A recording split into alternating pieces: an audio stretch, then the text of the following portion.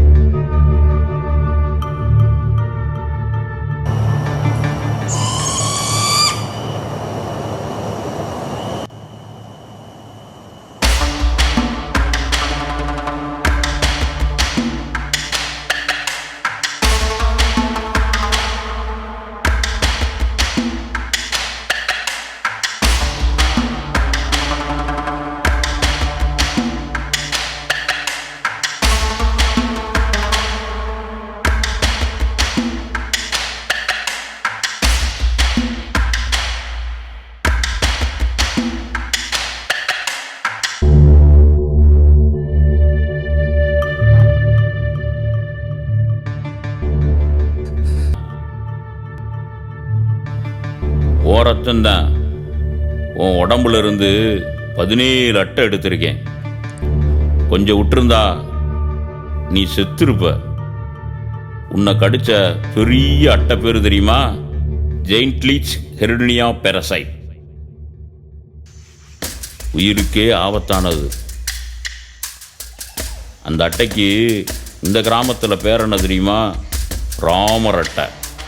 ஏன் அல்லா அட்டை, ஏசு அட்டை அப்படின்னு பேர் வைக்கிறதுக்கு தைரியம் இல்லாத பயந்தாங்குழி பசங்க. அதெல்லாம் ரொம்ப யோசிக்கிற.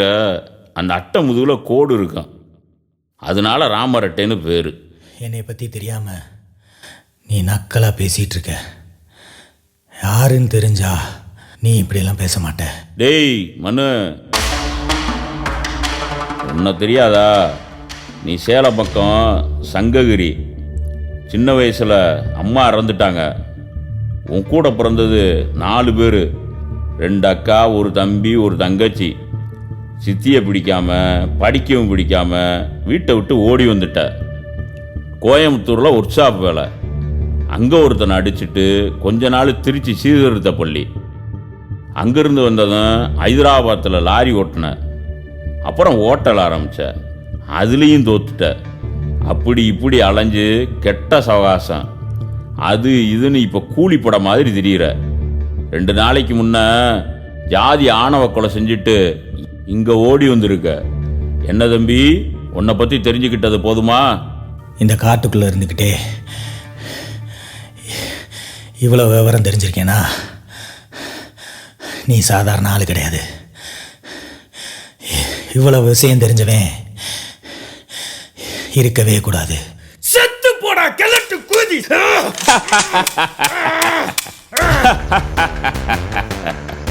எதிரி துப்பாக்கி கையில் கிடச்சா தோட்டாவை எடுக்கிறது பிளாக் அண்ட் ஒயிட் காலத்துக்கு முன்னாடியே வந்துருச்சு தம்பி.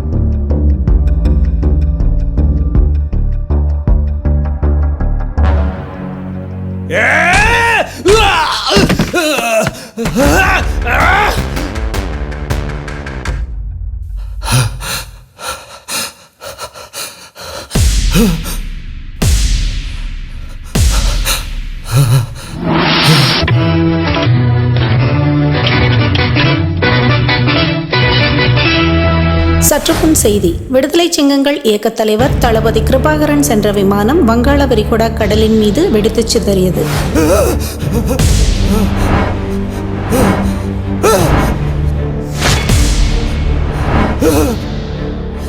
Earlier this morning, he left for India from Beijing.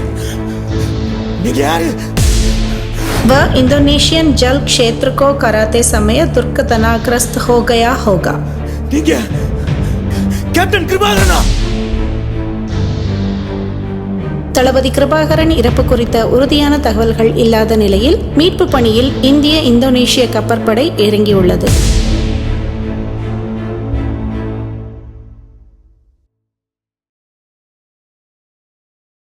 ஏன் இப்ப பேச மாட்டீங்க? உன்னை பார்த்தா பொறாமையாக இருக்கு. என்னை பார்த்தா பொறாமையா இருக்கா? உன்னைய மாதிரி தப்பு செய்கிறவங்களுக்கு இருக்கிற தைரியம் நல்லது செய்கிறவங்களுக்கு இல்லைல, அதனால தான் உன்னைய பார்த்தா பொறாமையாக இருக்கு. நீங்க செய்யாதது ஒன்றும் இல்லை, அதையே நான் செஞ்சா தப்பா? புரிதலில் தப்பு இருக்கு. நாங்கள் களை எடுத்தோம், நீ பயிர் அளிக்கிற. உனக்கு வித்தியாசம் புரியலை. நீ குளிச்சுட்டு வா, பேசலாம்.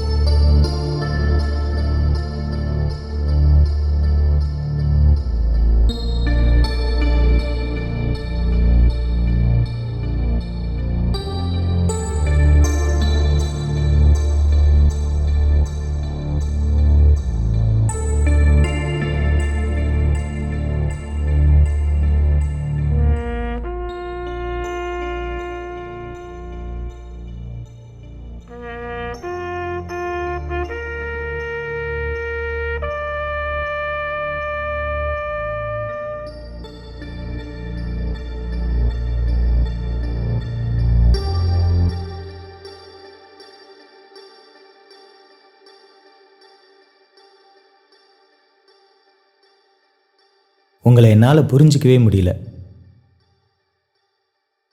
புரிஞ்சிக்க விடாமல் மறைக்க நான் என்ன வேதமா? உலகமே உங்களை தேடிக்கிட்டு இருக்கு. நீங்கள் ஒருத்தருக்கு தெரியாமல் சந்தோஷமா இருக்கு. நான் செய்கிறத பூரா தப்புன்னு சொல்கிறீங்க, ஆனால் என்னைய உங்கள் கூட வச்சு காப்பாத்துறீங்க. இந்த செஸ் காயினை கூட தலைகீழாக மாற்றி மாற்றி அடுக்கி வச்சிருக்கீங்க. ஏன் இப்படி? சொல்கிறேன், உள்ள சேர் இருக்கு, எடுத்துட்டு வா.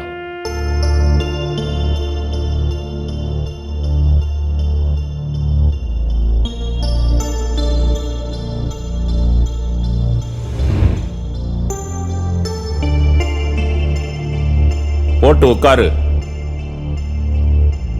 உட்காரு.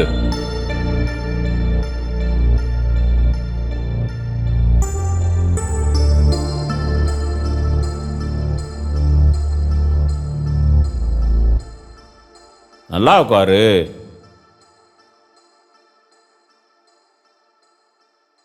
இந்த செஸ் காயின் இந்த சமூகமும் தலையில தானே இருக்கு. அதிகாரம் படைச்சவன் உள்வரிசையில் பாதுகாப்பாக இருக்கான். அதிகாரம் இல்லாதவனை முன் வரிசையில் தள்ளி விட்டுறான். நான் கொஞ்சம் மாற்றலான்னு பார்த்தேன். சமூகம் ஒன்றும் செஸ் போர்டு இல்லைல்ல, அவ்வளோ ஈஸியாக மாற்றிட முடியாதுல்ல. உண்மைதான். ஆனால் எல்லாரும் ஒன்றா இருந்தால் மாற்றிடலாம். நீங்கள் மோசம்னு சொல்கிற ஜாதியெல்லாம் சமுதாயத்தில் வேரூன்றி இருக்கு. அதை அவ்வளோ சீக்கிரம் மாற்றிட முடியாது. எல்லாமே ஒரு நாள் மாறும். ஆனால் சரியான மாற்றத்தை நோக்கி திருப்ப வேண்டிய பொறுப்பு நமக்கு இருக்கு. அப்போ சாதி இல்லாத சமுதாயம் வந்துரும்னு சொல்கிறீங்களா? வரும், வந்துட்டு இருக்கு. ஜாதி எப்படி உருவாச்சுன்னு நினைக்கிற?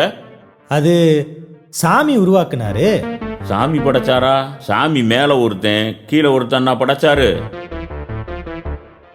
ஏன்பா சாமி மேலே பழி போடுற? அதிகாரம் படைச்சவன் அதை தக்க வைக்கவும் பாடுபொருளை அடக்கியே வைக்கவும் செஞ்ச செட்டப்பு தான் ஜாதி. அதை காப்பாற்ற சாமின்றான், வேதம்ன்றான், அதை நம்ப வைக்கிறான், மேலே யோசிக்க விடாமல் பார்க்குறான். கொஞ்சம் யோசிச்சாங்கன்னா, புரிய ஆரம்பிச்சாங்கன்னா பாதி பிரச்சனை தீர்ந்துடும். அப்போ மீதி நீ எதுக்கிற காதல் தீக்கும். காதல் திருமணம் ஜாதியை உடைக்குதுல. உன்ன மாதிரி ஆளுகளுக்கு அதுதான் கோவம். காதல் காதல் எல்லாம் வசந்த ஜாதிக்காரங்களை கவர்றதுக்காக பண்ற நாடக காதலியா? நீ காதலிச்சிருக்கியா? அது என்னாச்சு? அது அது ஒத்து வரல, விட்டுட்டேன். அது இப்போ மனசுக்குள்ள இல்லையா? அது எப்படி இல்லாமல் போகும்? இப்போ இருக்க தான் செய்யுது. நாடக காதல்னு சொல்றதெல்லாம் ஜாதியை வச்சு புழைக்கிறவங்க சொல்றது. என்னைக்காச்சும் ஏழைப்பட்டவங்க காதலை எதிர்த்துருக்காங்களா?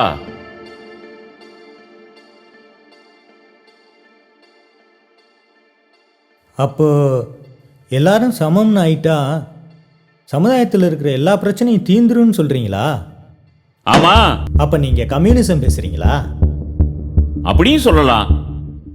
எல்லோரும் சமம்னு ஆகி அவங்க தேவைக்கு அவங்களே உற்பத்தி செய்து அவங்களே பகிர்ந்துக்கிட்டா அந்த சமூகம் கம்யூனிட்டி. அங்க இருப்பது கம்யூனிசம். மாற்றத்தை விரும்பும் நாம மாறணும். அப்பதான் மற்றதை மாற்றலாம். நம்ம மட்டும் மாறினா போதுமா?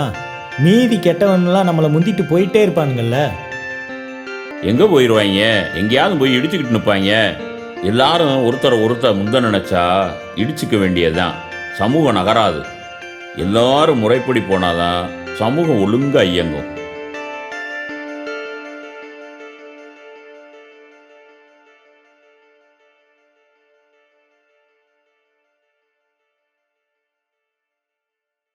கிளம்பிப்போ. உன் செயலுக்கான சவாலை நேருக்கு நேர சந்தி. அதுக்கப்புறம் வாழ்க்கையை ஆரம்பி. சரி, நான் கிளம்புறேன். ஆனால் நான் உங்களை தனியாக விட்டுட்டு போக முடியாது. ஒரு தீபம் இன்னொரு தீபத்தை ஏற்றுற மாதிரி நாமெல்லாம் மாற்றத்தை வளர்த்துக்கிட்டே போகணும். நீ போய் வாழவை.